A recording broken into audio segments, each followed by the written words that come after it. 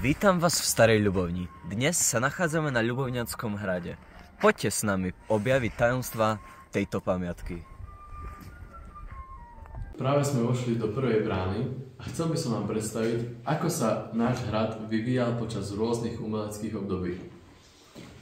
V gotike môžeme vidieť, že hrad mal jednoduchú štruktúru, čo bolo v roku 1520. Postupne, pri prechode do renesancie, sa hrad nadekoroval viac a vidno, že pribudli aj nejaké budovy.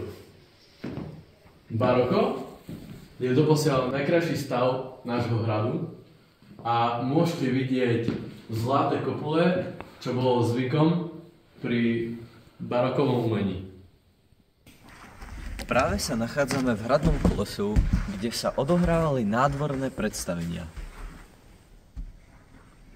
Takto to asi mohlo vyzerať.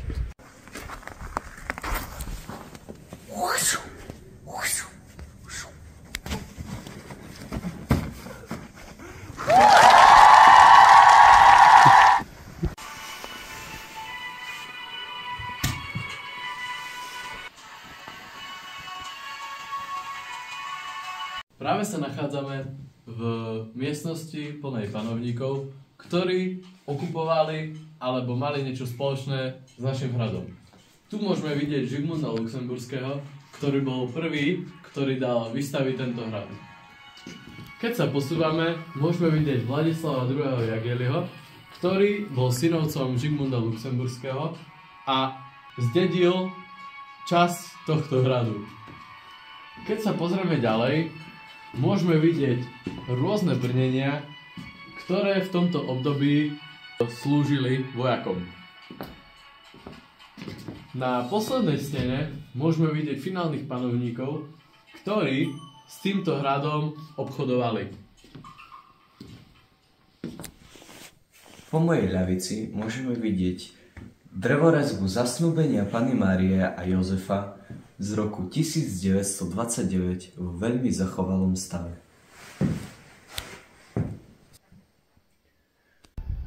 Tu, za touto stenou, môžeme vidieť dlhé nádvorie, kde sa po dlhú dobu odohrávali trhy s domácimi produktami.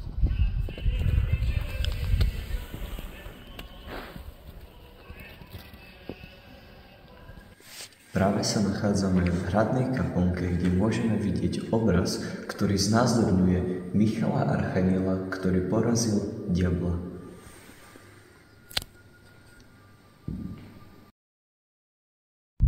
Na Ľubovňanskom hrade vieme nájsť aj prvky moderného umenia, ktoré prinášajú kontrast do zážitku návštevníka.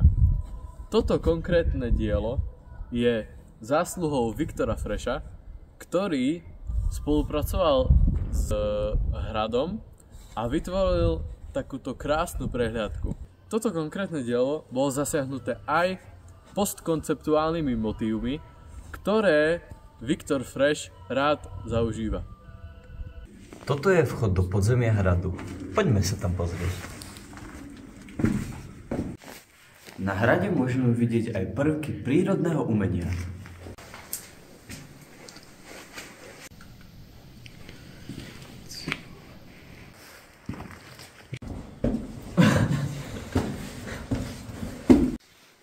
V tomto momente môžeme vidieť poľské korunovačné klenoty z roku 1655, ktoré boli na tomto hrade vysoko zaužívané a každý kráľ, ktorý vládol na tomto hrade, túto korunu nosil na hlave. Toto žezlo mal v ruke.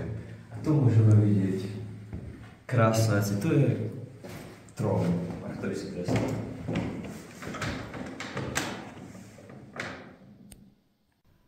V tejto miestnosti môžeme vidieť vyzobrazenú výrobu sladu a následne výroba piva z doby, kedy tento hrad bol plne funkčný.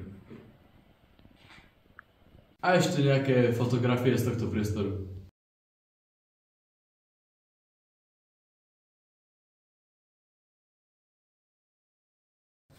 Z pivovaru sme sa presunuli do pekárne, kuchyne a izby, kde ľudia oslavovali svoje narodeniny.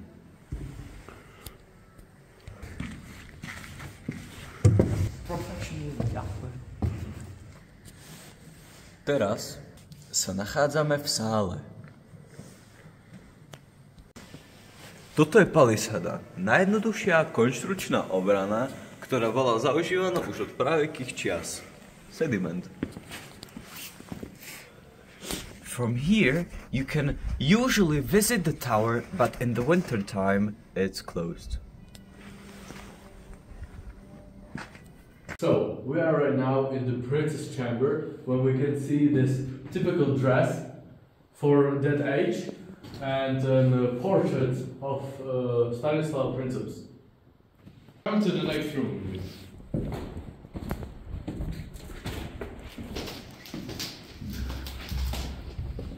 Here we have the marvelous red marble, which was really significant in that day and age.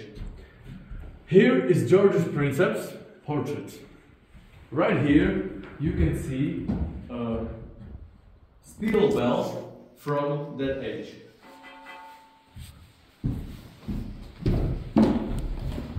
In the next room we can see is the kitchen. The kitchen was very important. As you can see, lots of food because we are in the princess chamber, so not any peasant. Right here you can see chicken, bread and lots of fruit.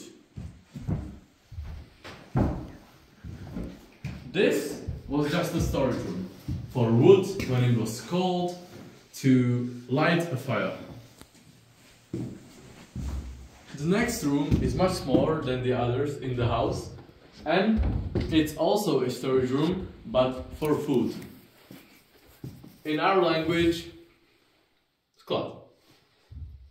Thank You for your attention. Nachádzame sa v Starej Ľubovni a dneska sa nachádzame... Kamo, no Na Ľubovňanskom hrade vieme nájsť aj typ iného... Čo sa Môžeme vidieť obraz, ktorý znázorňuje svätého On nebol svätý. Práve sa nachádzame na Práve sa nachádzame v hradnej kaplnke, kde môžeme vidieť obraz Michala. V tejto miestnosti je Z pivováru. A hore bude sála, kde ľudia...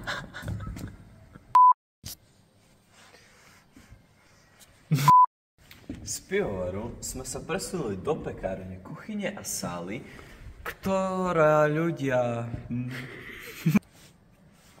Z pivovaru sme sa presunuli do pekárne. Toto je palisada, najjednoduchšia konštručná obrana, ktorá bola už od pravekých čias. Sediment.